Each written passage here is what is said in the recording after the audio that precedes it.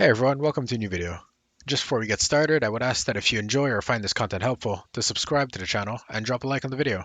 You'd really be helping me and the channel out a ton.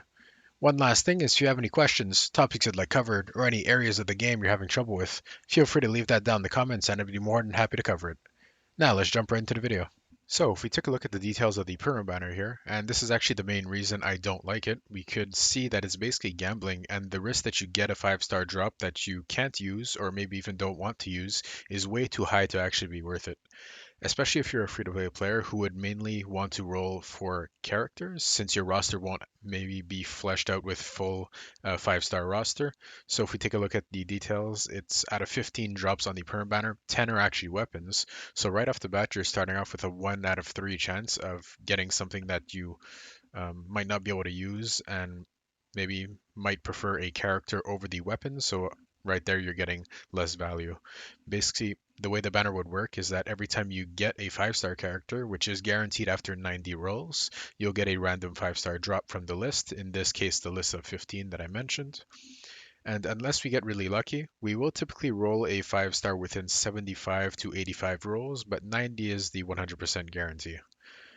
And unlike the limited banner that we might have seen, that switches out every couple of weeks, there is no double pity system here on the perma banner, so you can never actually get control over your rolls. And when it comes to gacha games with drop rates that are this low, you want to try to have as much control over your spending or your rolls in this case as you can. So for most players, especially once again the free-to-play types, will be better off rolling on limited banners and waiting for a banner you really like.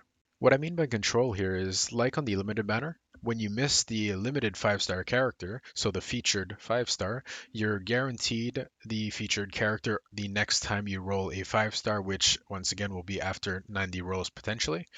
And the interesting thing here is that this guarantee actually carries over to future banners. So this means that if you get a little bit unlucky and miss the coin flip, since the limited banner is only a 50-50 the first time, you can actually wait as long as you want with your guaranteed limited drop and literally just pick the next 5-star you get from any future limited banner. So we could actually go and check out the banners in the future as they get released.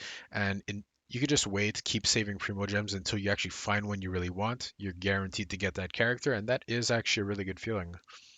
So the fact that we have this pretty cool mechanic that could be used together with long-term Primo gem saving, like I mentioned, and this once again will be good for free-to-play players because it does take a very long while to gather enough Primo gems for 90 rolls. And the reason why I emphasize free-to-play so much is because, well, whales will be able to just get every character no matter what. It's just a built-in feature of the game where if you're willing to spend the money, you will get everything.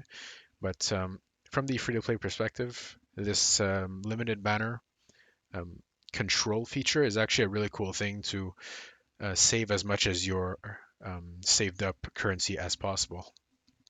Now, if we get back to the perm banner, you'll never have the opportunity to get this control since there is no double pity system like I kind of described a little earlier. So basically, you're doing pure gambling, you're throwing your money in and praying you get what you want. And after 90 rolls, um, you're going to get your 5-star, of course. So it's basically 90 rolls a shot, which is just over 14,000 Primo gems, or maybe 150 to $180, depending on where you are. And well, that's a pretty expensive slot machine since you're, like I said, going to have absolutely no control.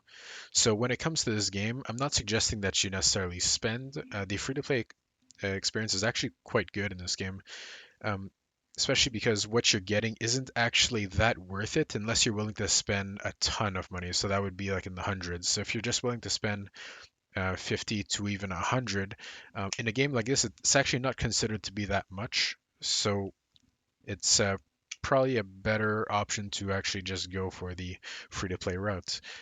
Especially free to play, you'll eventually be able to get a powerful roster.